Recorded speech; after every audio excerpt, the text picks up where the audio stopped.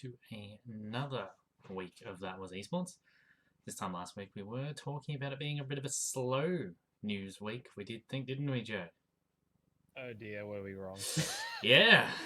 What This week, okay, just to put it in light terms, not one to swear on stream, but it's been an absolute clusterfuck, if I'm going to be honest. A lot of things happening everywhere. If we got to just putting it lightly, it's been quite the interesting week in a lot of different esports, at least from this season that we've just seen. Definitely OCE is wilding right now. They cannot help themselves. But before we dive into it, we'll do the obligatory introductions and talk about what we are going to discuss tonight. So if you are joining us for the first time, I'm Miles, aka Venom. This is my illustrious co-host Joe, also known as Quick Draw. Tonight we'll also be joined by our very special guest Mishka as we talk all things PUBG. But we'll be covering more than just PUBG. So we'll be talking about the week that was in Counter-Strike, particularly the MDL relegations, the ANZ champs that just finished up today. We'll talk a little bit about LPL as well, but we won't dive too deep into that. We'll preview the upcoming LPL Pro Finals this week. We will talk PUBG. That's where the drama starts, and then it just gets crazier as we dive down the rabbit hole. We will talk about Rocket League, which is where it just gets insane and goes full out of control. We'll preview the upcoming finals for RLCS Season 9. We'll have a bit of a review of what was RLC Season 9 League play. We'll talk briefly about Fortnite. We'll hit our studs and duds as well. And we will also take questions from the Twitch chat at the very end. So if you have some good questions, feel free to save them for the end. We'll try and grab them as we can as we go through. Hopefully some of the mods can, but if you miss it, save your questions for the very end. So, first topic of the night we will likely be is PUBG. So we can hopefully get in contact with Mishka. I'm hoping he's here and going to join us. Hello? Oh, we do. Hey guys, how's it going? Good. How's it going with you? Good, thanks. Happy birthday, Miles, first of all. Oh, thank you very happy much. Birthday, Miles. There you go. Thanks. If you don't know Mishka, he happens to be the owner of Ferox, but he's most well known for playing for Fury PUBG, obviously. You know, For old time's sake. best team ever. That's clearly. Well, you might also know him as the best PUBG player in OCE, depending what streams you tune into. You know, that gas him up a little bit of introduction there. I won't deny it. Won't deny it. No. Just feed the ego. That's all we're here for. Exactly. Chat is saying turn your mic down a little bit, Mishka, so maybe it's a little bit too loud. Sure. There you go. So hopefully we've got you there. But let's talk about PUBG. What a week. So all sorts of crazy stuff happening there. I mean, if we talk generally, LPL Challenger, the third last week of the season was this week. Top 5 as it stands right here, right now. Nico Sandwich Shop, if you're not following PUBG, that is Luke 12's team. You've got Ferox, who are the defending champions for LPL Challenger, who are trying to go back-to-back. You've got APL or Apple Nana, not sure which pronunciation they're supposed to be going with there. We've got Oddity, the usual suspects sitting in 4th, and Team Bliss in 5th. Nothing too out of the ordinary there, I would say, other than maybe Apple Nana or APL Nana. Seems to be a bit of a sort of a young up-and-coming team. I've seen some of these players sort of come through the various ranks over 2019, so you know it's probably interesting to see them being up there in LPL Challenger. So definitely, you know, it is a team to probably keep an eye on for the rest of 2020, whether or not they can sort of carry that sort of form through into other competitions, or whether it's just a once-off. We do see teams come through every now and again that, you know, have one amazing season and then totally drop off the face of the planet. So it'd be sort of interesting. Yeah, I mean, this is their first season as a team. I don't even think they practiced much before the season started. So, I mean, they're doing extremely well. Some of the players, like Resolves, he's always been really good. Rapidos has been good. But like Frozen Sniper and the Proud As, they've always been, you know, around, but not really at the top. So it's really good to see them kind of gel well and keep up the consistent results that they've been having. No, definitely an interesting team to keep an eye on, that's for sure. That's probably the one standout team there. I mean, Nico Sandwich Shop is no surprise. You put Luke 12 in any team, he's usually going to carry them somewhere, some way, somehow. I mean, he did with Atletico for a few years now. So, you know, see how he goes with the Nico Sandwich Shop, whether he can grind out the full season or not. Be interesting to see whether he does return back to NA as well in terms of playing for the teams he was, or whether he does stick around here in the Oceanic scene. Yeah, so he's still playing NA, but not in an org. So I don't think there's any there's no obligations for him to not play OC. Yep. But if they want an org, it's probably going to be NA or nothing. Yeah, definitely. I'm assuming they'd probably be looking for a salary of some description, or a team that's going to have quite a high profile, given the sort of team he has previously been in, and even some of the other players on that team. Sort of used to that sort of limelight, the spotlight, so to speak. But I mean, we didn't get you on just to talk about LPL Challenger, so let's talk all things that have been happening in PUBG. So we've got bans firstly. So we handed out a series of bans for the ex-pandemic team now. So they did immediately get dropped after these bans handed down. But I mean, it's a sad situation to see. You've got one player who has numerous bans and also is then caught ban evading. Not sure how exactly that came about. There was a bit of sort of a Twitter fight in regards to who said what, why they did it, whether or not it's because they were having some beef, and now they've decided, well, if we're not friends, I'm just going to throw you under the bus. So what exactly did happen? But I mean, at the end of the day, if you're not cheating and you're not doing the wrong thing, you probably don't really have anything to worry about. So at the end of the day, if you're cheating, if you're getting banned, you're probably going to deserve it in some way, shape, or form.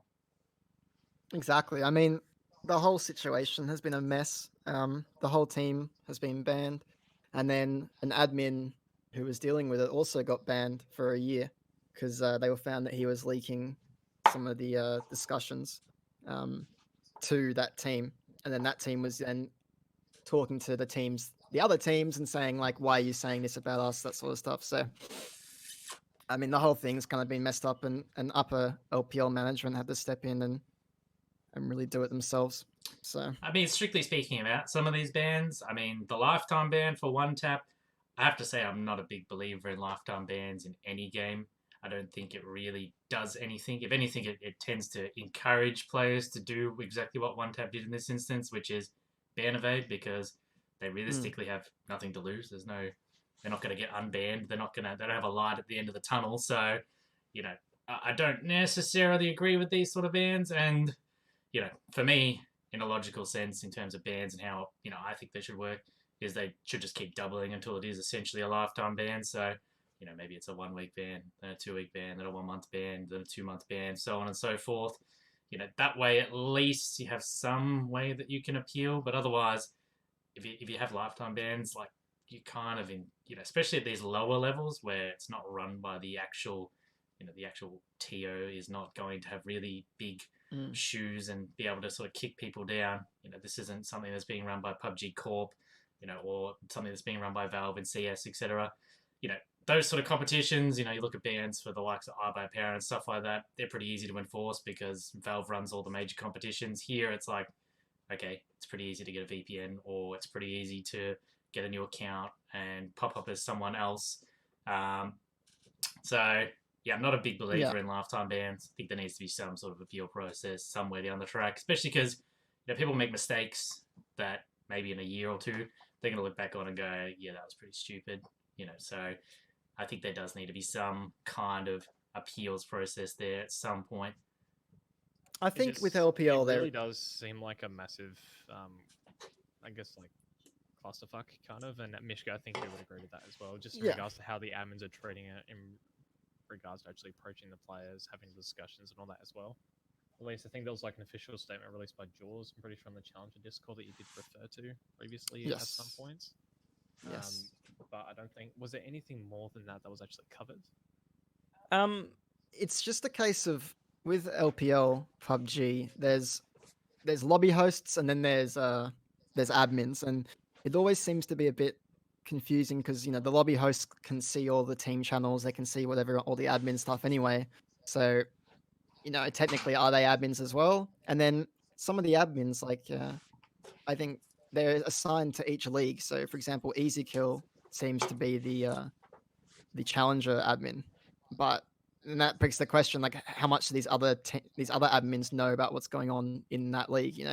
So I think it just needs to be more well defined by LPL as to who's an admin, who's who's running what, who's a lobby host, etc., because it's just a bit of a mess at the moment. The other problem as well that Yeah. I sort of see with LPL more so than other leagues, and this is not a shot at Easy or anything like that. Love the guy, but I think there does need to be a level where admins are totally independent from esports organizations, so there can't be any sort of perceived bias. He was previously part of Justice.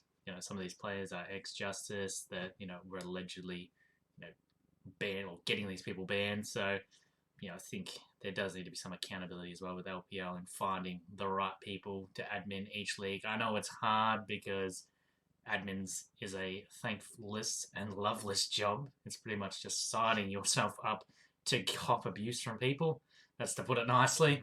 Having previously admin some various discords, it's basically you just get shit on by people. So it's really not an enviable role to have. So I'm sure they probably It's a hard job. Someone's got to do it. Yeah. Someone's got the balls to do it. So I give them props for that one. So like we've had our experiences previously as well. Probably all three of us. Yeah, but whether they copying abuse and people, whether they bring admins across from other games, even from CS:GO, where there can be no perceived bias, then they kind of need to do something where they still have admins, but don't have the issues where people can try and claim bias. Because for me personally, I know Easy. There's no bias. At the end of the day, he's enforcing the rules. People can get on Twitter and whinge, whine, carry on, and say it's not fair, but it's not exactly their first ban. You don't get a lifetime ban straight off the gate. So, yeah, I think those people sort of need to get their head screwed on and realize that in the long run, this doesn't help you. Exactly. And I think one of the players, I don't know if I should say names, but one of the players was banned for a year. And then he went to Twitter, started doing all this stuff like #free one tap, and was abusing the admins a bit. And I think he's got his ban extended by another year. Yes. I went to go have a look, but it looks like he's deleted his profile. But yeah, it looks like just complaining just doesn't it never helps. No, typical. No, at the end of the day, like people don't understand. Like you get banned for a reason, so there's no point whinging and whining and carrying on Twitter or in Discord or abusing the admins. All it's going to do is get your ban longer or your ban permanent. So I probably wouldn't have done that. It's good to see Pandemic acted pretty quickly though and dropped the team. None of this sort of, you see other orgs when things happen and they, stuff around for a bit and play games and we're waiting for a full investigation to come out. There was none of that. So it was good to just do it. Yeah, rip the Band-Aid off. It's your reputation on. So definitely, I'd go ahead and see that's probably for the best, to be honest. The other major problem in the scene at the moment with PUBG, at the time of this going live, is ANZPL. So from what we can understand and what we have gathered, no one has been paid at the time of this going live. So the most recent update that we were given was that over the coming weeks, people would start to get paid. But yeah, that's doesn't really fill me with a lot of confidence when prior to this it was told that people were already paid. So I don't know how you can go from being already paid to not being paid to being paid in the next coming few weeks. It's not exactly, it's not kosher, that's for sure. There's a lot of different stories coming out from every roster as well. Like even with some teams that we have discussed with, we've got statements from cops and everything that's been going on, like how the money was originally through like a third-party investor who was going to do this for the scene and blah, blah, blah. Now there's nothing. And there's something that's come out in regards to him apparently trying to transfer everything across and doing all the payments and everything, as you've just established. But even then, it's still just... It just sounds... a really, really shitty situation. It sounds scary. It sounds... we even knew this from the start. Hell shady. A lot of people had those thoughts. Yeah. It's not... Unfortunately, when you say at the beginning of a season and you advertise it the whole time that you've got this prize pool, you've got the money, like, everyone's like, oh, but are you sure you've got the money? And they're like, yeah, we've got it. And then end of the season comes and everyone's like, all right, where's the money? And they go, oh, you'll get it in a month. It's like, and that's already a bit kind of confusing, a bit I won't say dodgy, but a bit annoying. And then the month comes and you don't have it. A week later, you still don't have it. And apparently the investor isn't contactable, which, I believe them, but it's just, there just needs to be better communication from the TO and the investor probably. And the thing with APL is no one knows who the investor is publicly. Like some people have figured it out, but they haven't ever said who it is. So we can't go and say, I don't want to witch hunt, but we can't go and like ask this person ourselves. Like it always has to come through Copt. And unfortunately, because of that, Copt is the one that gets all the hate. Yeah, unfortunately, TOs in general don't get a lot of love and don't get a lot of sympathy. And realistically, from an org point of view, speaking as an owner, that they realistically bring this on themselves. Routinely, TOs are taking months, sometimes up to a year, to pay out prize pools. Some of the first-hand dealings I've had with various, even high-tier TOs, not even, we're not talking the ANZPLs of the world. We're talking multi-million and multi-billion-dollar brands that, can afford to pay out these prize pools, but routinely will make you jump through ridiculous hoops to try and get your money. They don't do themselves any favors, and unfortunately, maybe ANZPL is just the victim in this sense that a whole lot of tension has built up because there are the likes of Starladder, etc., who in the past have had this problem where they don't pay people or they let it extend for 120, 180, 365 days of, we're going to pay you.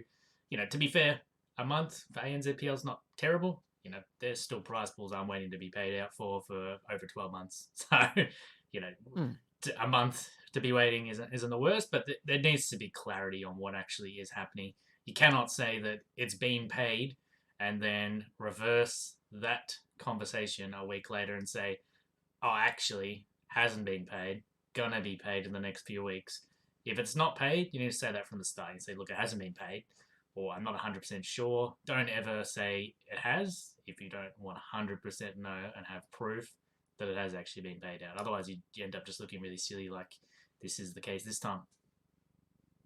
Yeah. And like, Yep, in that situation as well, even with clarity between, obviously the admins did a good job. They did everything they needed to do. Same with Cops as well, offering to do the casting with Funky and everything like that. I still feel like Copt as the main organizer shouldn't be doing the casting whilst actually running the event at the same time. Because a lot of the players had the issue where they get told, okay, I'm going to go into an admin and ask this, and they're like, go ask Cops. Cops streaming. So there's like nothing he can do at the time because he's completely focused on working on his craft and he can't focus on the administration side of things. That's where I think there needs to be a bit more clarity because you can't do one thing and not focus on the other, especially in something like this because there's money on the line here and you're not focusing completely on one specific job. Yeah, that's it. It's quite a large amount of money as well. $10,000 is nothing to be snuffed at. So, 100% clarity just needs to be there. Some of the conversations we've seen where, they're saying, oh, worst case scenario, people are going to get refunded. Like that shouldn't even be a consideration. It should either be it's getting paid or it's not. Going with the casting stuff, it's unfortunate. I'm not going to say that Copt and, for example, Testroy hosts the LPL Challenger games, and he's the manager for one of the teams in it. So I'm not going to say that they're doing anything dodgy, but there's no. How do we not? I'm not saying he's going to do this, but how do we not know that Copt is not messaging one of his teams, which play in the league that he's casting, saying where to go? It's just a conflict of interest. I guarantee they don't do it, but they just needs. I don't think he should be casting, unfortunately. Definitely not the main lobby. This team's playing in that lobby. That shouldn't be the lobby he's casting. It's like anything. At the end of the day, you want to have as much clarity as possible and as much ability to say, you can't put it on me. I'm not got nothing to do with that. It's not my problem. Yeah. And with LPL, as I said, Testroy does the lobbies, but LPL is meant to have an admin team to do PUBG, and they've just got a team manager to run the games for them. Like, there should be someone that does it. Like, I don't know what all these admins and lobby hosts are doing because Testroy is doing seemingly the majority of the work. So yeah, I think that's where LPL needs to get some better people on board. I mean, I've been saying this for a long period of time. It has seemed across a majority of games they are lacking in some top tier individuals to help them in both admin, casting, just the whole package needs to get better across a lot of games. Yeah, 100%. I feel like there's a bit of bias behind the scenes as well in regards to some things. Like from a caster's perspective, from what I've done in the past with LPL as well, they're very transparent behind the scenes with the administration behind the scenes, but when it comes to the actual players itself, they just don't really seem to communicate much at all. I think you've probably experienced that as well, Mishka, from a player perspective as well in the past. Mm-hmm. And like I did the first couple seasons of PUBG LPL when it was CG, and back then it was kind of Asterix who used to run everything, kind of just let us do what we wanted, and we made our own decisions and everything. And I feel like now I'm not sure it's the same case. I feel like LPL is taking more care, but in a bad way, where they're enforcing things that aren't good for PUBG, but maybe good for other esports. But um, you know, like with as you guys you probably actually don't know, but with LPL Rainbow Six, for example, the admins are constantly talking to the teams in different team chats. It's the communication's really constant, and then PUBG, there's like nothing. To be fair, the reason why the communication has probably improved so much in Rainbow Six is because a number of tier 1 teams dropped out because of the fact that communication and the overall product was so dog shit. Like, to be perfectly honest, it's why we pulled out of it. It's why a number of other tier 1 teams dropped out of it. Too many, comical errors, things like hosting the broadcast with no delay, things like that. I mean, you can't be doing that. Like, that's just crazy. You have a broadcast with no delay, like, makes it really easy for me if I'm playing on the opposition team, just pull up the stream and go, oh, look, they're camped out right here. Makes my life super easy. Don't even need anyone else to help me. Who needs an IGL when you have the stream? Yeah, that's it. I mean, it's pretty easy to just log out of your stream and watch it. So, yeah, they definitely needed to get a lot better in terms of LPL and their Rainbow Six, because otherwise they're not going to be bringing tier 1 product, which is what we talked about last week with CS, which unfortunately, again, they've just got tier 2, tier 3 teams. It's the same with Siege. They've only got tier 2, tier 3 teams. There's really no reason for it because Rainbow Six, it's not the same nights as actual Pro League, so, they should be easily getting more than just Team Sinister playing. Yeah, I was actually quite surprised that more Pro League teams don't do it. Yeah, I can tell you for a fact that it is because in previous seasons, there's just way too many comical errors. Some of the main ones was constantly games were getting streamed with no delay, so 0-second delays, which means it's pretty much, you can cheat very, very, very easily if you've got a 0-second delay. It's supposed to be streamed with, I think, a 5-minute delay or something like that. At least a full round delay anyway, so they weren't doing that. Payouts were very slow. The actual admins for LPL were very sort of non-communicative with both the actual orgs and also the actual teams as well. So I'm not surprised it's improved now, but yeah, they're going to need to do a lot more if they want to try and wind back some of those tier 1 teams. The fact that it's on 7-8 will probably mean that in the future you probably will get pushed down leagues because older tier 1 teams will come back for that, but that's pretty much the only thing that's sort of dragging tier 1 teams to come back to LPL Pro. Yeah, I think that's anything else to add on that discussion? Do you reckon in regards to at least PUBG, respectively, in over the last weekend or so?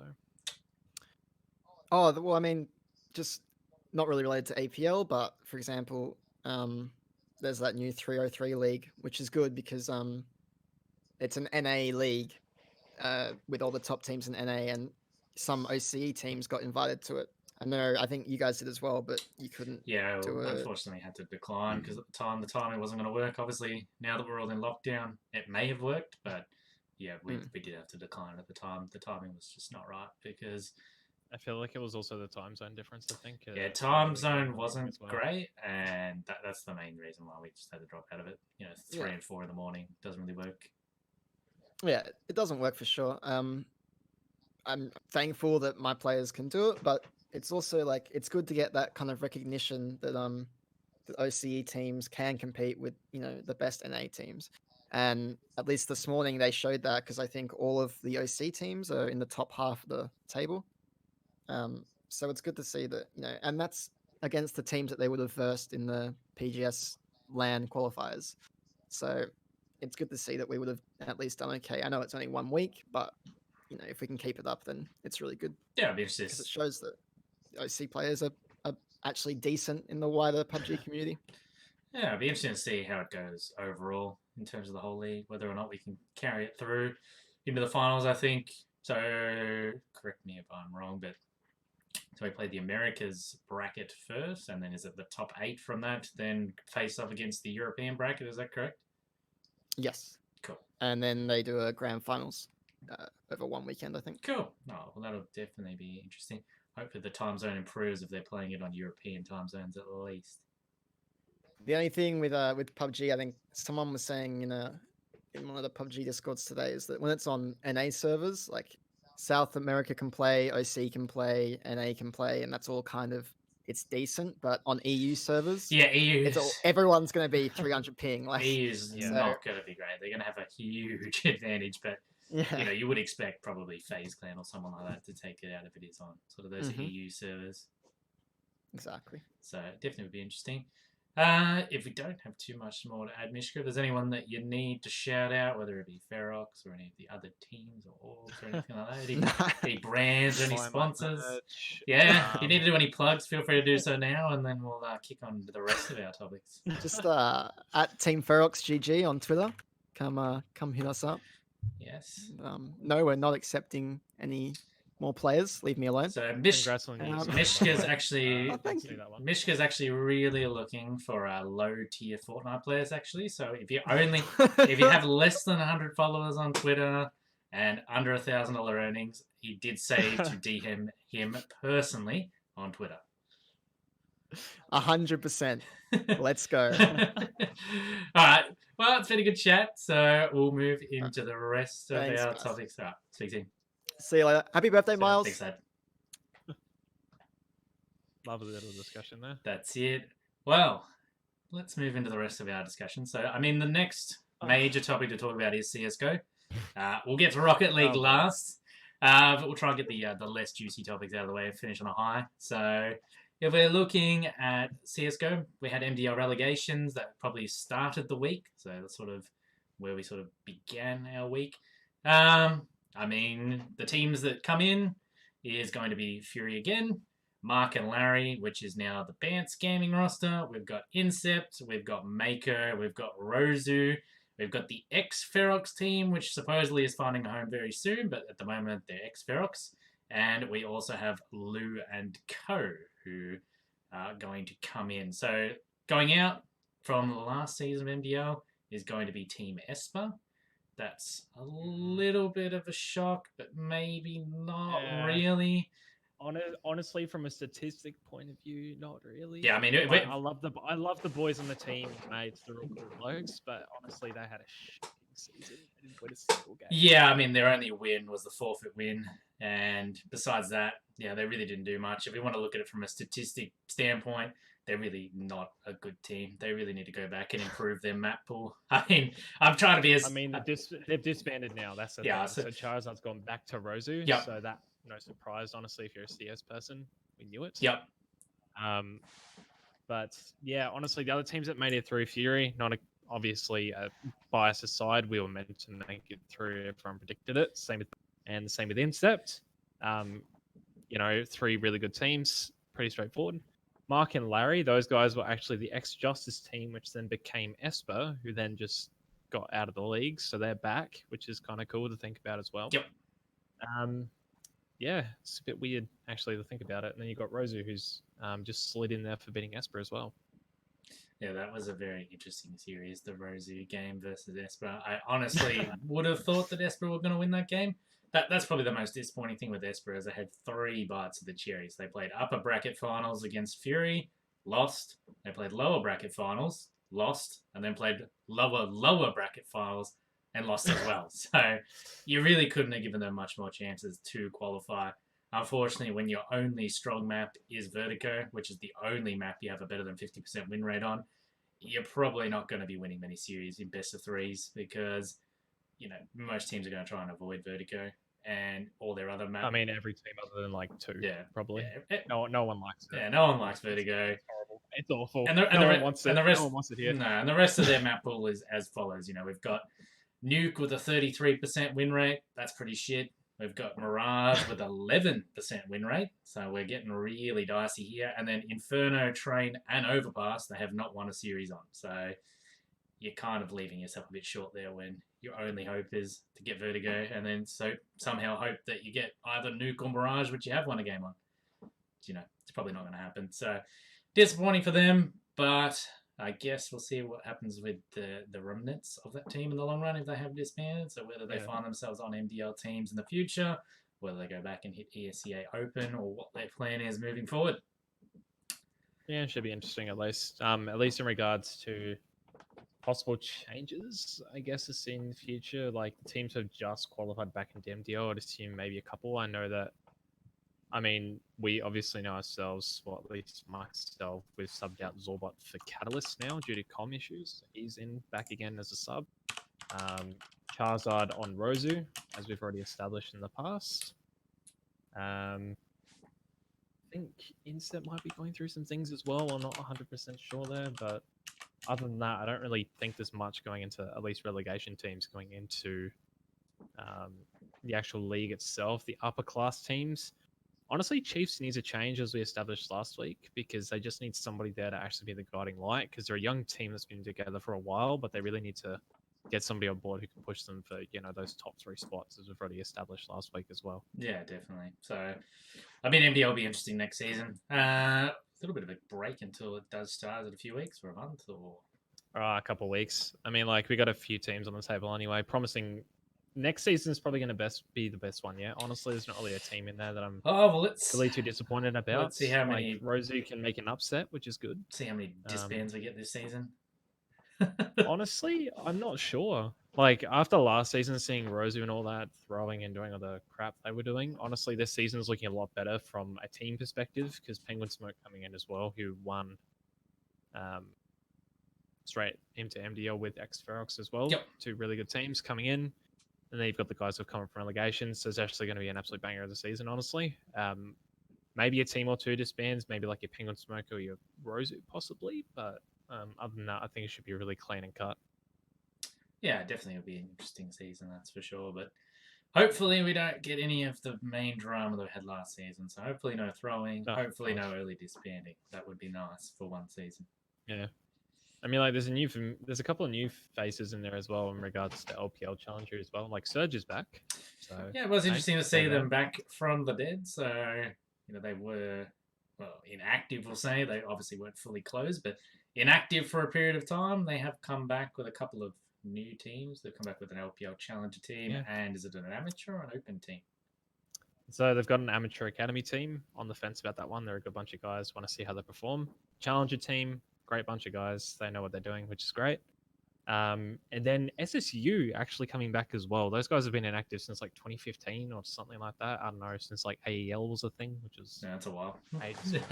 Ages. They're like the fossils of the region. They were there when Kings was around, but it's been a while. It's nice to see the branding back, but I guess in regards to CS, respectively, I want to see what those teams can do in the future because it's a good way to come back. Yeah, definitely. CS is an easily sort of entrance to come back into. So be good to see how they progress over the end of this season and then also next season, whether they can make it into LPL Pro or not.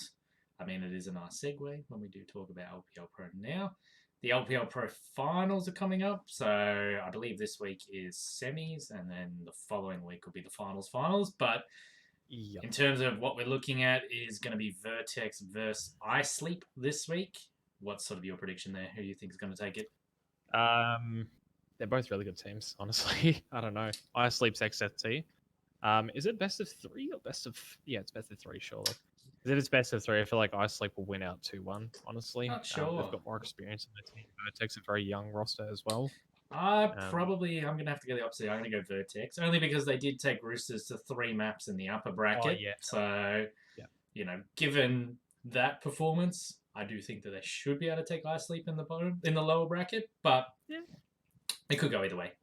They're both in the lower bracket for a reason. So honestly, hopefully the finals are going to be a bit rough. Looking at it, actually, come to think of it, there's not really a team you can specifically say, hey, they're going to win the season, because there's actually a couple teams in there who can 100% just like come out guns blazing, just winning the whole season out. Yeah, it'll be interesting.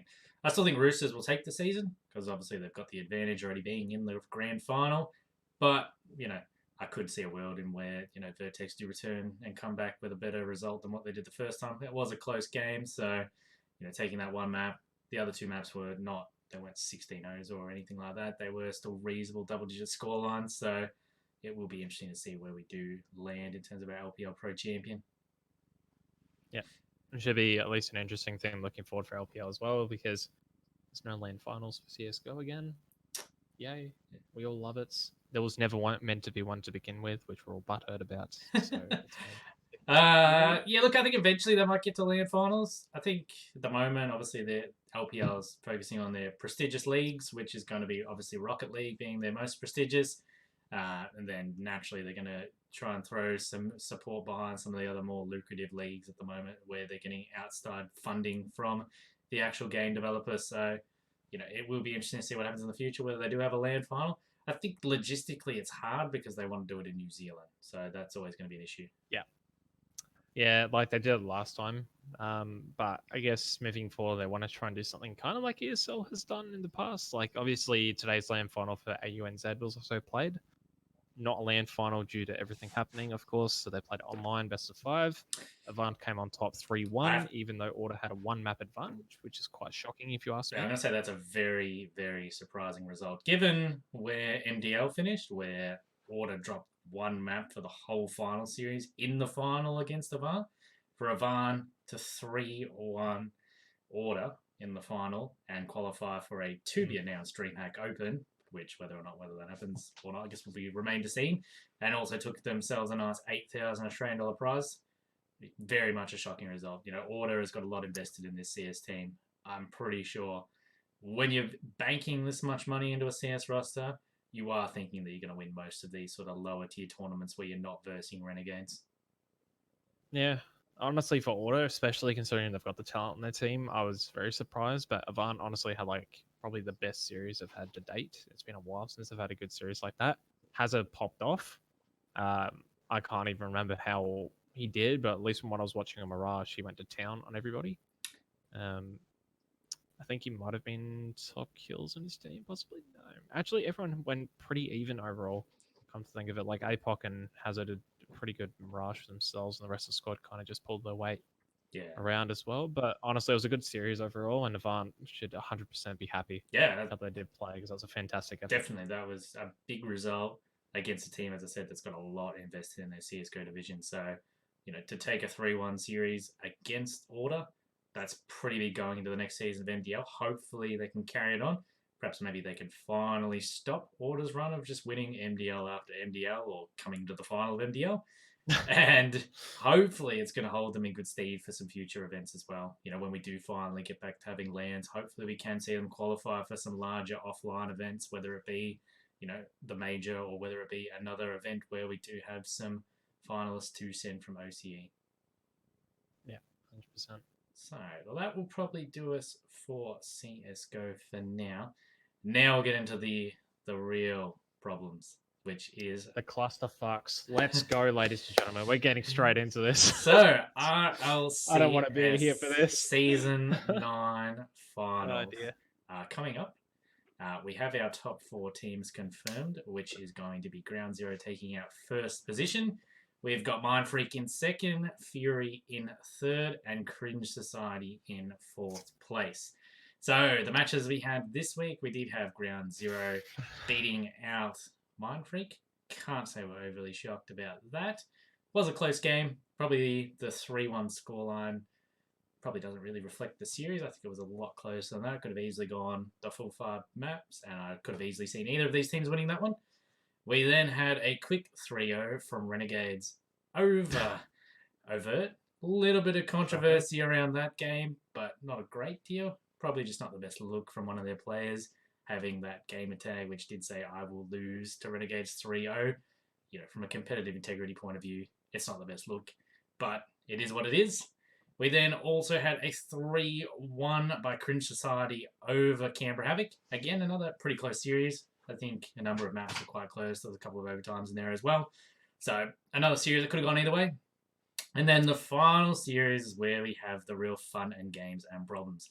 Fury versus Team Esper. Now, we'll take the Fury hat off and talk purely from an outside perspective looking in.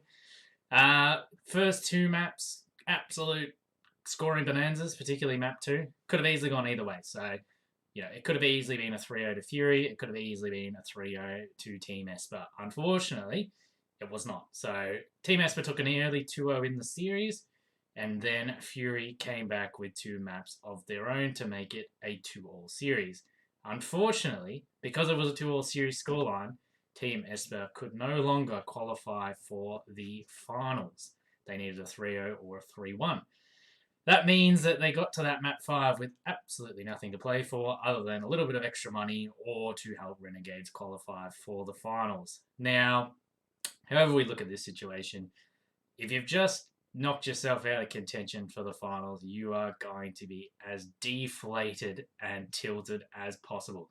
Especially because both of those, apart from the game 3, they had opportunities to win that game 4 as well. They did level the scoreline 2-2 in game 4, and then eventually did concede 2 very late goals to end up losing that 4th game 4-2. But definitely, or 5-2, I think that was in the end, actually, my mistake. But game 3 definitely was a whitewash. They weren't going to win that game. I think they lost 4 or 5-0 or some ridiculous scoreline. So they were never going to win that game. But game 4 had a chance to win it all. If they had won that, they would have taken the series 3-1. They would have found themselves in finals.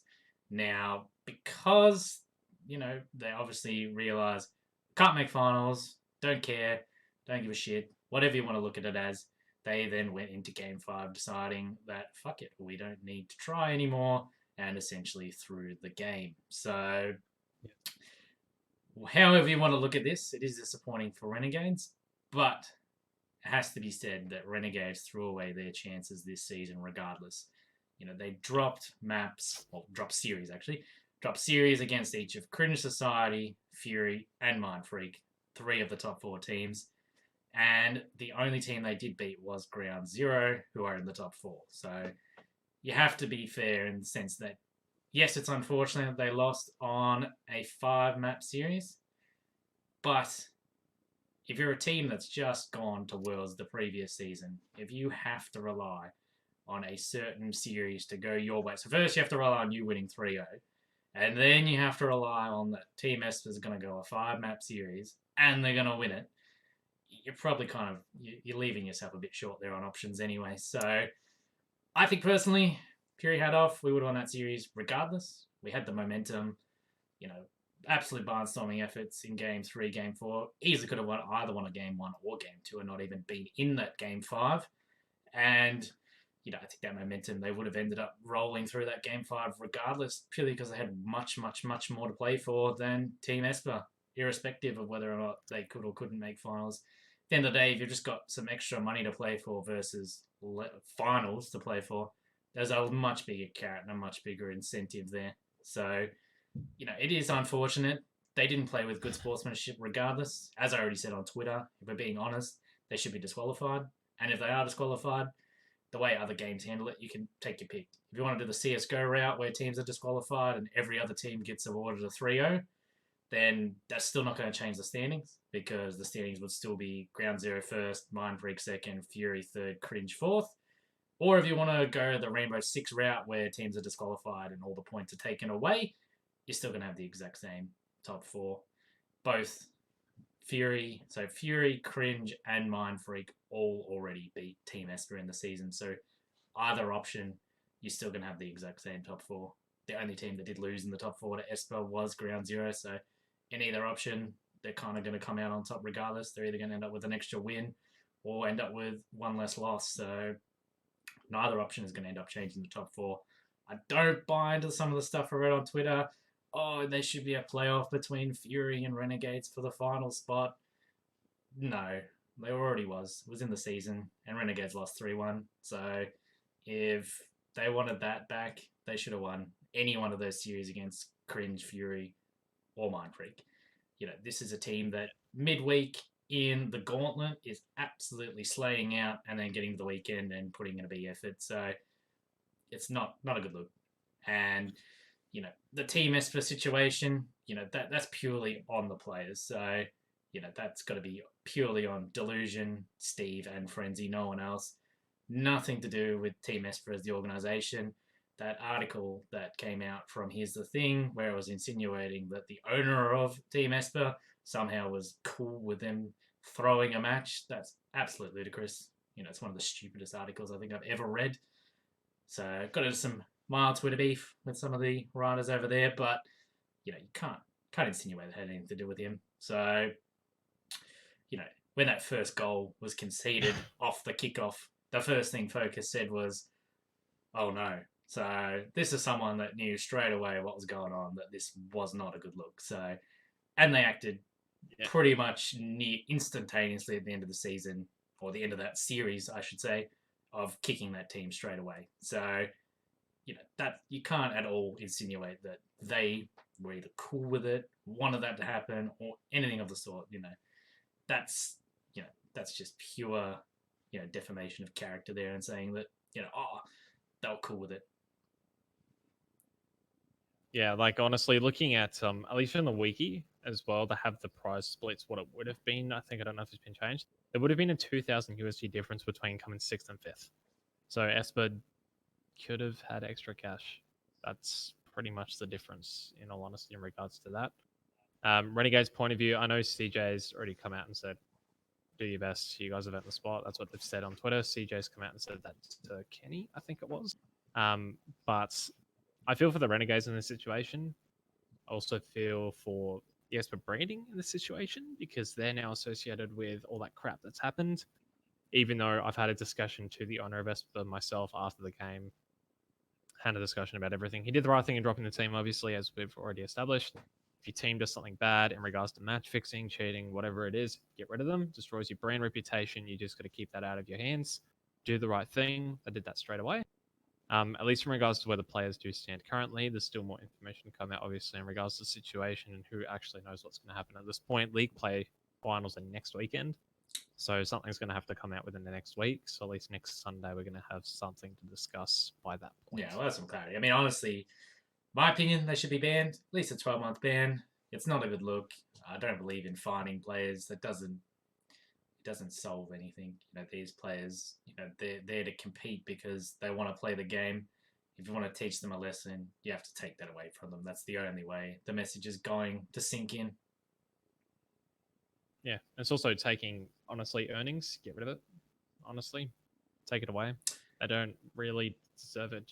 Like, they played the whole season up until that point, but even then, like, it's still a part of the integrity. Like, we've had issues in the past previously with like your Rock Candy and MPL and all that crap in the past, and it goes out to all these news sources making a regional look crap.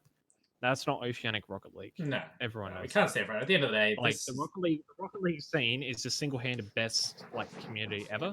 Like, hands down, they are amazing. When they talk to each other, they know each other, they communicate. They lose games, they actually talk about it and all that.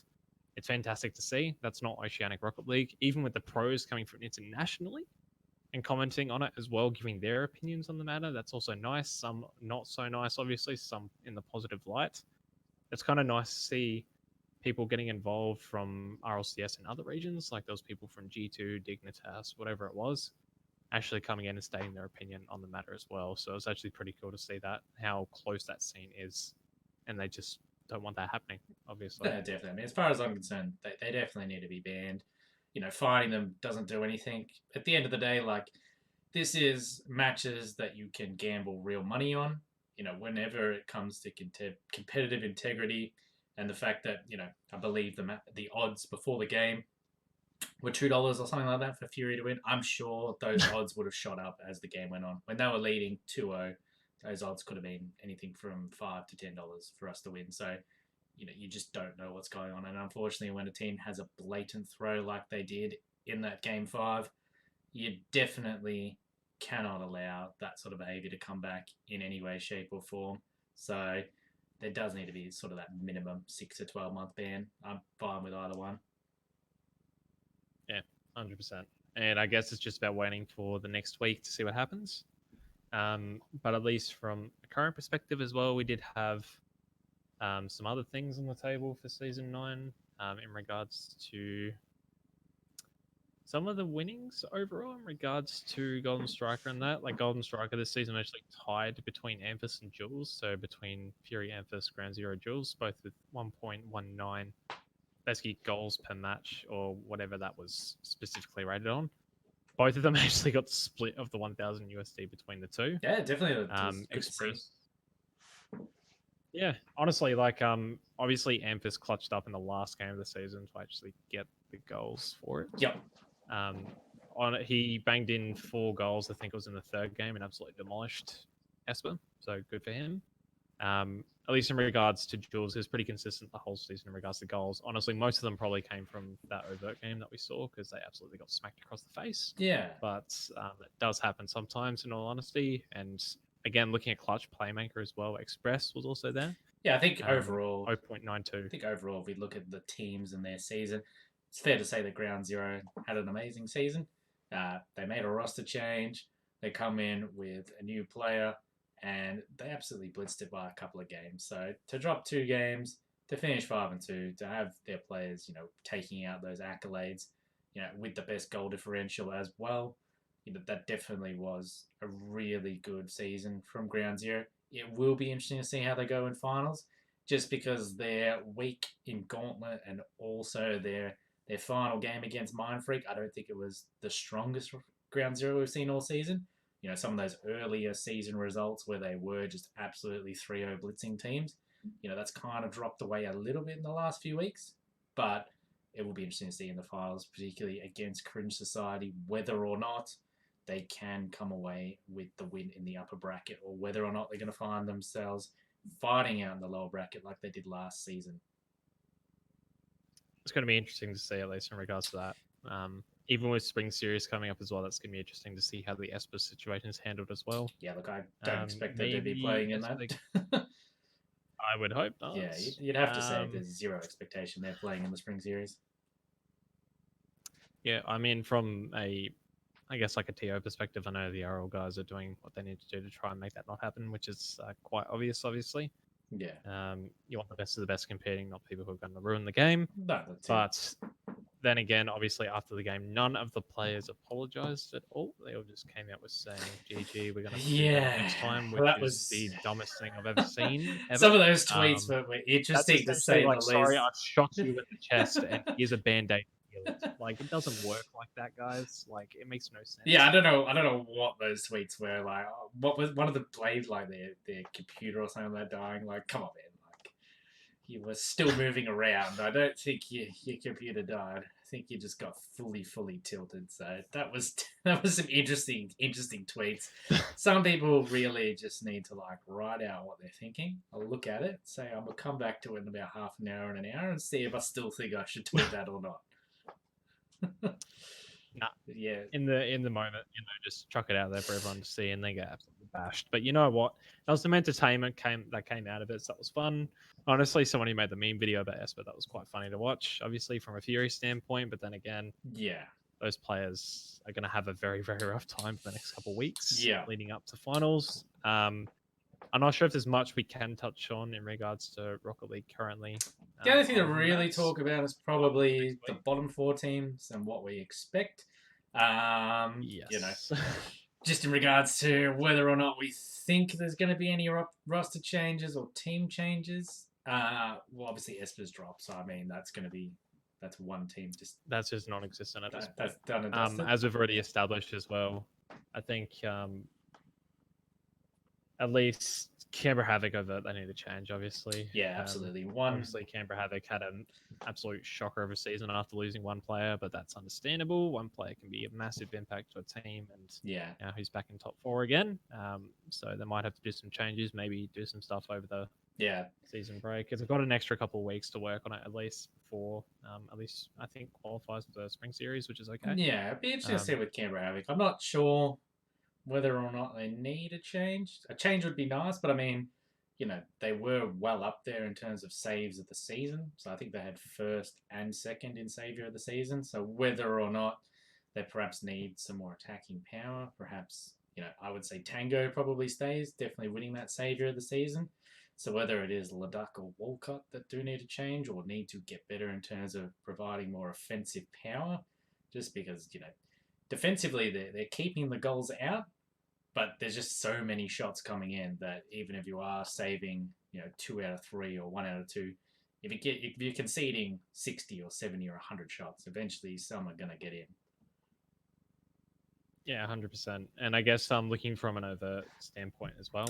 Yeah, that They had one upset during the season against Cringe, which was a good series. But other than that, I think there needs to be at least one change to come through from them again. I'd say honestly, Noise probably needs to go. That last series against Renegades, that was hard to watch. Some of those series were really hard. Obviously, it's not us bashing on teams. Obviously, we're just giving our opinion on what might need to be changed to try and make them a better roster. Yeah. Because obviously, one roster change in a team, like if you don't make league play typically in Rocket League, you just shuffle your whole roster anyway. Yeah. Which is the case with half the scene as it is. At least in this perspective, I wouldn't be surprised if it happened in regards to the bottom four league play teams as well. Looking at a Renegades perspective, they'll stay the same, I would assume, because it just had a rough season. They can 100% perform better than what they did in all. I think it'll depend on how they perform in spring season, to be honest. I think if they don't qualify or they perform poorly again, I think it might be a case that they actually will get dropped potentially from the org, or they'll need to make some serious roster changes because they have ridden on that high for a period of time of just constantly re-qualifying for RLCS. Now they've got to play through, at the very least, they're going to have to play through the open bracket qualifiers again. So that's quite a challenge in terms of can they do it? Do they have the mental fortitude to win those sort of games? That'll be interesting to see what happens. But definitely, I think Spring Series will decide what happens with that roster in the future. Yeah, 100%. And at least for anybody who is listening from outside of our region, specifically, if there is anybody like that, that's not Oceanic Rocket League. I'd like to make that very, very clear. Like, we all know that as a fact. That's not how the scene has been at all. That's not what they stand for. Not at all. And at least moving into Spring Series, 100% is going to be. I'd assume there'd be a rule put in place. I think that's going to get what's happened. fully stamped out. It's okay. It happens sometimes. People make mistakes for the worst, and then they might come back. They might not. They might couple ban. Who knows? That's in the place of the developers themselves for RLCS and such at the moment. But yeah, they're gonna have to decide what they do. Is there anything else we really need to touch in regards to, I guess, Rocket League individually? I know there's weekly tournaments happening at the moment, which is pretty standard. Well, we can probably give our predictions for the finals, week 1. So we've got Fury versus Mind Freak and Ground Zero versus Cringe Society. So if we want to talk about who we think is going to win those 2 games, I personally think. I think we might be thinking the same thing. I wanna hear your perspective on this. I think Ground Zero beat Cringe. I think that team's been way too up and down this season. When they've looked good, but when they've looked bad, it's looked awful. As you mentioned, losing that game against Avert, that's not a series you want to lose. That's a team that ended up winning just one game for the entire season. So, I mean, I have to give the favour to Ground Zero there. They've been the better performed team throughout the season. So I say they take that series. It's probably going to be a 3-2 or a 3-1. I don't see it being a 3-0 either way. So definitely that one's probably going to go the distance. And then we've got Fury versus Mind Freak. I mean, last time there was a straight fire 3-0 for Fury. Whether or not they can repeat that dose again, I mean, Fury had on, I'd love to say, yes, we're going to 3-0 them again. But having said that, Mind Freak did finish second for a reason. So I think that game goes either way. I think it's going to be a 5-game series as well. Probably 3-2 in favour of Fury if we're going to be giving anyone the win there. Just because, we're from Fury. Yeah, honestly, in regards to GZ, Mind Freak, Fury, even between the 4 teams, those are probably the 4 you want in the top, other than Renegades, because the top 5 you really can't separate. Maybe Cringe for Renegades, but even then, you can't really predict what's going to happen because, both the pairings that are happening, they're going to be close games. In all honesty, at least with regards to how they did, all those teams finished off the season. They all finished on wins pretty well. So it's going to be interesting to see how they perform. Ghost says, Cringe take it all. I don't agree. I think Cringe go out first round, to be honest. They go out and losers. We're big. They go down to losers and get 3-0. That's. I honestly think that they go down to losers, and whoever they play in losers, they lose to as well. Yeah. I think that's enough, I reckon, in regards to Rocket League, respectively. Finals are going to be interesting to see how they unfold. Obviously, from a viewer perspective, it's going to be pretty nice to see how that goes. Maybe if your roster changes, as we already stated, but I'm not really too sure what else we could cover in regards to that one for the time being. Yeah, that's pretty much it. I mean, a little bit about Fortnite now. So a couple of things happened during the week. We did see Ferox pick up Tyrax, who we had Mishka on earlier. So that was an interesting pickup, having obviously previously been of Divergent, which that org is now no more. And we did also see Avert get back into Fortnite as well, picking up Serpents. Both of those pickups, pretty good. I mean, they're both players that are sort of probably in that top 50 bracket overall of OCE. So definitely not terrible pickups by any stretch of the imagination. So both of those both of those players I'd expect are going to perform pretty highly for that sort of rest of the FNCS season. I believe this week's FNCS was taken out by Parpy and Jarlin, which again, no surprises there. That's a pretty top tier duo. You know, they do perform reasonably well. I think their plan is to go to NA eventually. So, you know, no surprises there in terms of who's taking out FNCS this week. Yeah. I mean, at least in regards to other players as well, Karen obviously able to explore area options as we've already established. And then we've also got Notorious picking up Slayer. Slayer. So that was Holy shit. Interesting pickup. Holy shit. I mean, it's an interesting pickup. It's something that I've obviously spoken about previously, where you do pick up a real high tier player to try and farm those followers, impressions, etc. I'm not 100% sure if Fortnite is the game to do this, just to be perfectly honest. I feel like, in terms of fan base and supporters, you know, in Fortnite, the support tends to be for the individual, not necessarily the organization, unless the organization has a roster of, say, high tier players, like, say, FaZe Clan, Lazarus at the finals for World Cup last year, etc., where they had, you know, 6, 7, 8 players that were all performing really well at that top tier level. I think if you just pick up one player, it's not enough. They did get a slight boost in followers, but, you know, for that style of player and the amount of money that you want to sort of invest into that, you know, to be worthwhile in the length of that contract, I'd want to see them grow probably at least 1,000 to 2,000 followers off it. Yeah, 100%. Even looking at the current announcements, Esper got more followers off dropping their team than they got off the announcement for their Fortnite player. That's a quick stat for you as well. Yeah, Esper gained, I think, about 250 overall, I think it was, which is quite intense for dropping a team. So it's really just about seeing how that goes in the future. It's a sick signing, honestly, for an org like them, like small starting out, doing what they're doing. It's really cool to see. But I guess it's about growth, obviously, long term. New org, new staff. Everyone's kind of just getting their stuff together, getting ready to just push forward. It's really about monetizing it in the long run. You know, there's no point signing a sick player if you don't know how to monetize it. So hopefully they are going to sort of do something quite exciting in the long run. You know, hopefully they do some, you know, video interviews, do these sort of things that can sort of produce their own unique content. Cool. But I mean, it's up to them. Obviously, when lands pop up again, that would be an interesting thing to have, because obviously everyone's just begging for player content at this point, because nobody can get videos of players or anything like that without having a proper LAN event with them sitting down, unless it's like a Q&A thing. But even then, it's kind of just from a content perspective, from an org relation. But I really want to see them crank up the socials a little bit in regards to at least player contributions, respectively. I know they dropped a video, which is the montage. I feel like the montage should have been the actual announcements, because that typically gets more, I guess, views, likes, whatever it would be. So I think the announcement. I'm going to quickly check this. I forgot what it was. I think it got upwards of. I think about 900 likes, roughly. Something stupid like that, like stupidly high, as you would expect. Yeah, 901, and they also picked up 2 managers from the UK as well. Yeah, it'll be interesting to see how that goes in the long run, but I'm not sure that now is the time to, you know, branch outwards overseas, just with the whole COVID situation going on at the moment. You know, it's going to be hard to monetize something that's so far away at the moment. So it'll be a sick pickup for the future, but definitely it's not something that right here, right now, I think they're going to see a lot of value or return from for maybe at least 6 months. Once this COVID situation grows over, definitely it could be a case that they're ahead of the curve. But I think, you know, for the immediate next month or two, it's not something that's going to yield a massive amount of sort of help, just in terms of they are so far away. there's so little that you can do in terms of going out and doing stuff, especially where UK, the restrictions are even tighter than what they are here.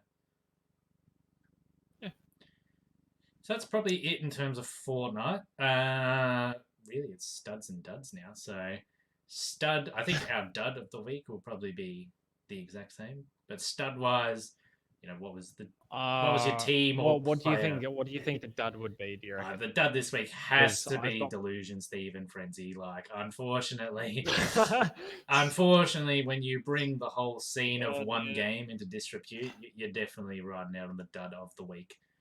I think you're a bit more than a dud. Yeah. Honestly, I think you're I like think you got that covered. you're bottom of the food chain. Yeah, you've definitely got dud of the week covered there. So stud wise, we're probably totally different. My stud of the week actually is going to be Ground Zero in CS.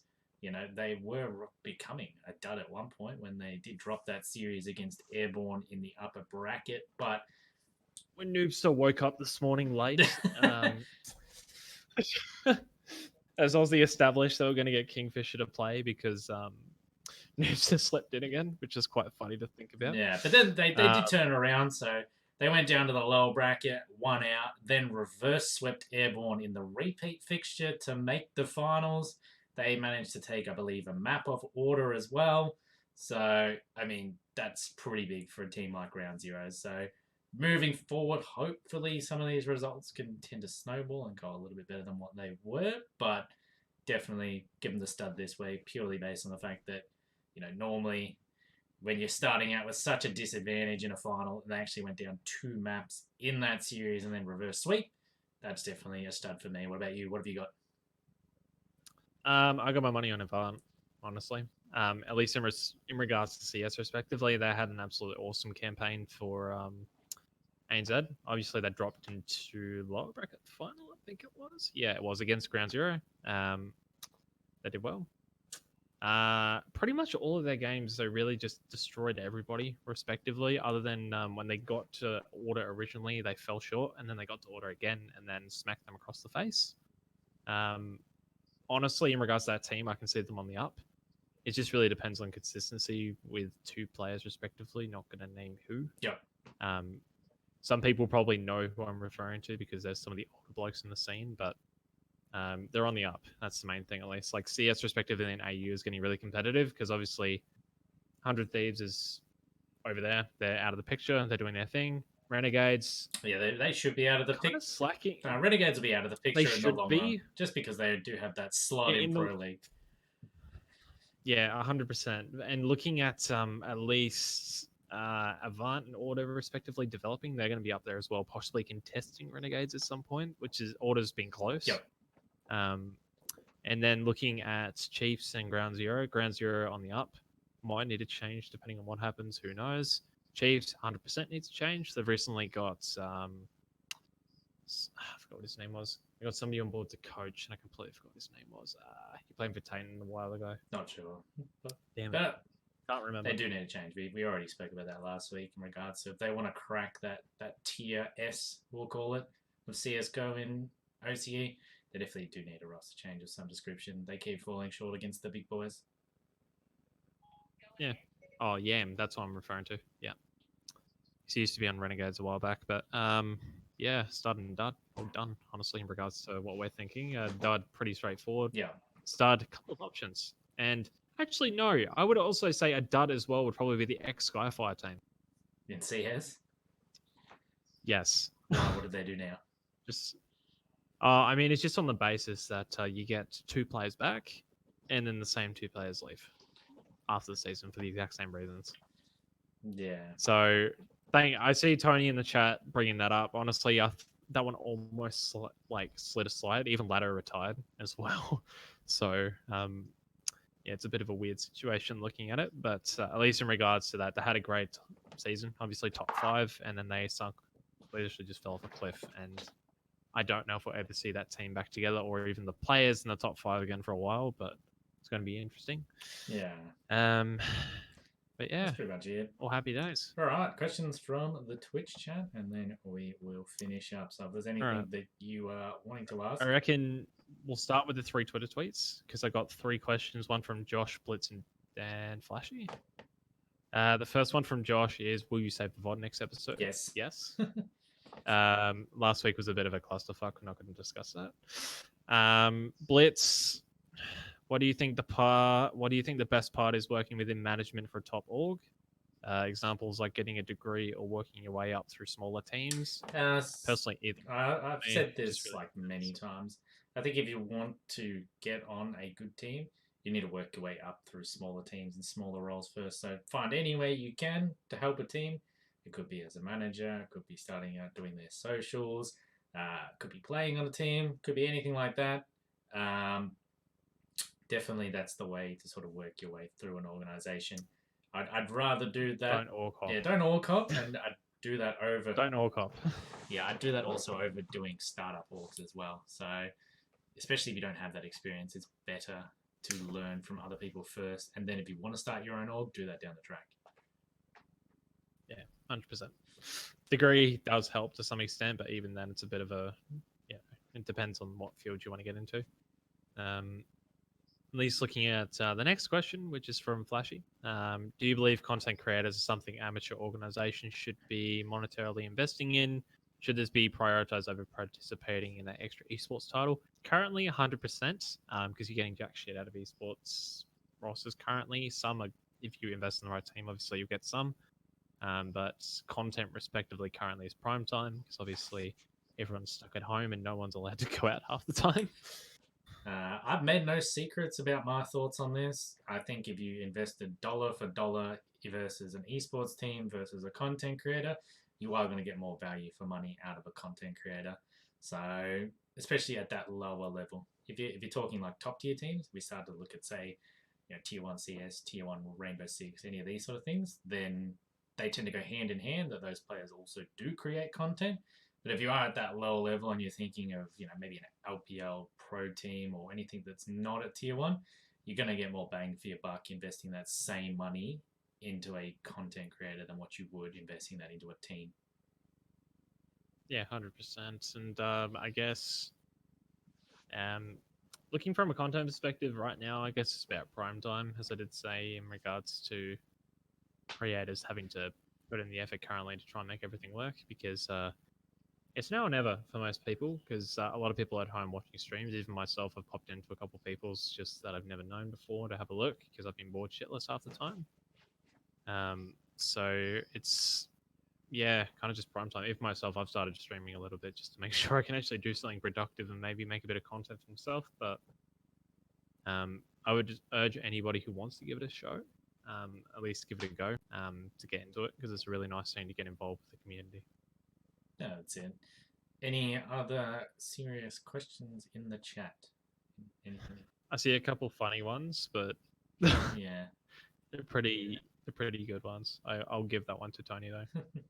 I just suck at all games apparently, according to Tony and Raya. So we're just gonna leave it at that. That's it. Well, I'll give it a couple more seconds. If you have any other questions, feel free to ask. Otherwise, we'll probably wrap the stream there. It is an hour and a half up time at the moment. So TikTok. Thoughts on Bless Overwatch? Not going to state my opinion on stream. thoughts on Spring Series? I haven't seen enough. Thoughts on Spring Series and what it can do for OC or Rocket League. I think the Spring Series is going to be quite big for Rocket League, especially being on the main channel in this region. It will be interesting to see whether or not we can maintain or get quite a high viewership on the channel. It's going to be quite good for the orgs that are already qualified for Spring Series, and I definitely think it's going to encourage other teams to want to jump into Rocket League. I've already had a number of org owners reach out previously asking about various teams, so I do think it is something that will entice some other teams to work into the scene. Yeah. Who are your top picks of best upcoming orgs? We covered that last week. I can't really put my finger on it, honestly, at this point, because it's just about watching over the next few months in regards to everything. What needs to happen for an esports team to be earning more dollar for dollar than a content creator? It's all about how you monetize said content creator. So it's about having your own YouTube channels, your own Twitch channels, and finding ways to do cross promotions. So finding ways to promote various brands, etc. It does help with your sponsors as well, because then you can have some niche sort of networking opportunities there as well. Where are we? Who will be next week's guest on the podcast? Honestly, really depends on what happens. If nothing happens, it's probably going to be related to Rocket League, in all honesty. So really depends on what individual does want to pop on board to have a discussion about that one. I see Raya asking about, are we going to be looking into a Valorant team? I'm going to say no up until it becomes an established esport, because I'm not a fan of this whole, I'm going to be a pro player straight away. So, yeah. Sorry to every kid who has an ego in regards to trying to play Valorant before it's even released. I apologize. Doomer says, do you think earning a profit out of a roster is more important, or getting followers, impressions from a team is more important? You used the P word. You used the P word, Miles. So anyone that's I know profit in esports. Like, come on, man, don't be like that. We don't use that word. But I mean, if we're talking about contracts and having splits that encourage you to make money off your players, the reality of it is at tier 1 level that you do not profit off players' earnings alone. So you can ask any tier 1 team if you can get them on the line, but if you ask the likes of Fnatic, any of these teams, the bulk of their money is not coming via earnings. So it's not coming because their CS team wins $1 million and they have some awesome split that basically means they make all their money back.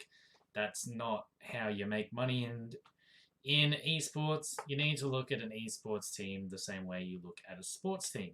It's about growing your fan base. It's about monetizing your fan base through clicks, through views, through them buying your merchandise, through paying for content. So if you want to be a sustainable business in this space in the long run, you need to find a way to turn your fan base and your following into clicks and cash the way a sports team does. You know, the AFL team isn't making money because their team wins the grand final one year. That's not how it works. Yeah, and I see another one in there about where are we? There was something. Best way for players to approach orgs: 4 words: resume, DMs, email, and the last one is references. References is like prime. You gotta have good ones. Because I know we've been pushing that with players, and some players have been listening. So props to you guys, because I know we've been pushing that a lot in the OEA, and people are actually listening. So that's always nice. But yeah, resume is 100%. Otherwise, you just look like an idiot. In all honesty, you don't look organized, you don't look professional, and everyone will not pay attention. That's basically my thoughts on that. Yeah. Don't really see too many other questions in the chat that are sort of worth answering, but if you have any questions between now and next week's episode, feel free to either tag us on Twitter, shoot us a DM. Our DMs are all open, so you can either DM us at That Was Esports, or you can DM myself or Quick Draw at our various @s, which are above us.